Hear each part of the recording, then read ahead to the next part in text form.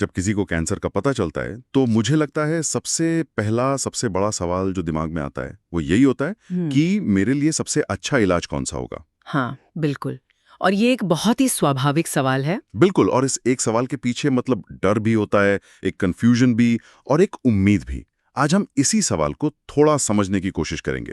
सुना है कि कैंसर का कोई एक बेस्ट इलाज नहीं होता, ये बिल्कुल सही बात है। तो फिर ये इलाज टेलर मेड कैसे होता है? मतलब आप लोग ये फैसले लेते कैसे हैं? सबसे पहले तो ये समझना जरूरी है कि बेस्ट ट्रीटमेंट का मतलब क्या है। हाँ। इसका मतलब सबसे महंगा, सबसे नया या जो सबसे मशहूर इलाज है वो बिल्कुल नहीं है। अच्छा। सबसे अच्छा कैंसर ट्रीटमेंट वो होता है जो उस मरीज के कैंसर के लिए वैज्ञानिक रूप से सही हो। वैज्ञानिक रूप से सही, इसका क्या मतलब हुआ?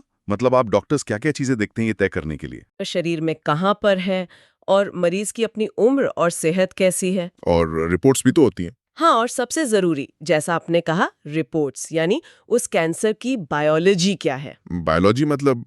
इसे थोड़ा और आसान भाषा में समझाएंगी? मतलब हम रिपोर्ट्स में ये देखते हैं कि उस कैंसर को कौन सी चीज बढ़ने में मदद कर रही है।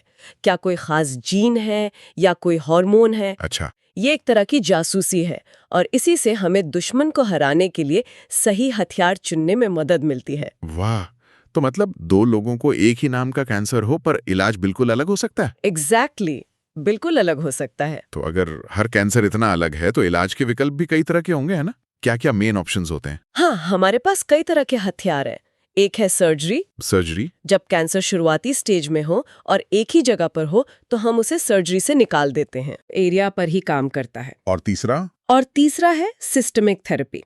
इसमें कीमोथेरेपी, टारगेटेड थेरेपी जैसी दवाइयां आती हैं जो पूरे शरीर में काम करती हैं। अच्छा, इसी में कीमोथेरेपी और टारगेटेड थेरेपी आती है, राइट? जी। तो ये जो टारगेटेड थेरेपी है, जैसा कि नाम से लग रहा है, क्या ये कीमोथेरेपी से ज्यादा स्मार्ट तरीके से काम करती है? कीमो तो पूरे शरीर पर असर डालती है। आपने बिल्कुल सही पकड़ा। कीमोथेरेपी वो तेजी से बढ़ने वाले सभी सेल्स पर असर करती है, चाहे वो कैंसर सेल्स हों या नॉर्मल सेल्स। जबकि टारगेटेड थेरेपी सिर्फ कैंसर सेल्स की उस खास कमजोरी पर निशाना साधती है जो हमने उसकी बायोलॉजी की जासूसी करके पता लगाई थी। अच्छा, इसीलिए इसके साइड इफेक्ट्स अक्सर कम होते हैं। हाँ, अक्सर कम होते हैं। कई बार इलाज मिलाकर भी तो दिए जाते हैं, जैसे सर्जरी के साथ कीमो। हाँ, कॉम्बिनेशन थेरेपी। तो उसे लेकर लोग अक्सर डर जाते हैं कि शायद बीमारी बहुत ज्यादा खतरनाक है। नहीं नहीं, ये एक बहुत बड़ी गलतफहमी है। असल में इसका उल्टा है। अच्छा। कॉम्बिनेशन ट्रीटमेंट का मतलब ज्यादा खतरा नहीं, बल्कि बीमारी पर ज्यादा कंट्रोल पाना है। समझ गया। तो ये एक तरह से मल्टीप्रोंग्ड अटैक जैसा है। बिल्कुल। सर्जरी मुख्य दुश्मन को हटाती है और फिर कीमो बची खुची अनदेखी सेना को खत्म कर देती है। बिल्कुल सही कहा आपने।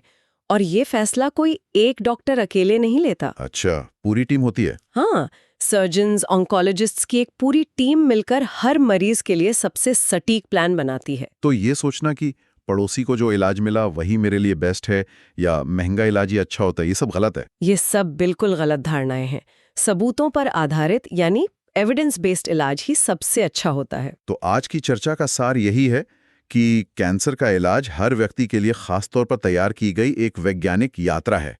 ये कोई दौड़ नहीं है। बिल्कुल। इसका मकसद किसी से तुलना करना नहीं, बल्कि सोच समझकर सही फैसला लेना है। एकदम सही।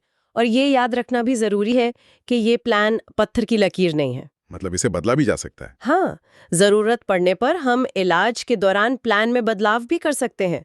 हम लगातार मरीज की सेहत पर नजर रखते हैं। चलिए, ये सुनकर बहुत तसल्ली हुई। आज की इस बातचीत को एक विचार के साथ खत्म करते हैं। अगर कैंसर का इलाज इतना व्यक्तिगत, इतना पर्सनल होता है, तो क्या भविष्य में कैंसर से बचाव के तरीके भी उतने ही व्यक्तिगत हो सकते हैं?